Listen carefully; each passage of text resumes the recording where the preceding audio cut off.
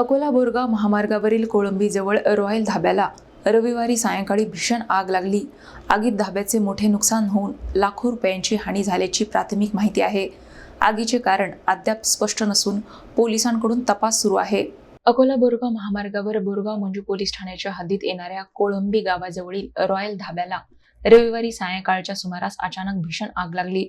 आगीने काही वेळातच रौद्र रूप धारण केल्याने धाब्यातील साहित्य आणि इतर मालमत्तेचे मोठ्या प्रमाणात नुकसान झाले। प्राथमिक माहितीनुसार या आगीत लाखो रुपयांची आर्थिक हानी झाल्याचे समोर येत आहे। घटनेची माहिती मिळताच बोरगाव मंजू पोलीस घटनास्थळी दाखल झाले आणि पाहणी करून तपासाला सुरुवात केली। दरम्यान या धाब्याच्या परिसरात यापूर्वी कथितरित्या अवैध पेट्रोलची विक्री आणि साठवणूक होत असल्याची चर्चा होती। त्यामुळे आगीचे कारण अपघाती आहे की त्यामागे अन्य काही कारण आहे याबाबत परिसरात चर्चा सुरू आहे। मात्र या चर्चेला अद्याप अधिकृत दुजोरा मिळालेला नाही।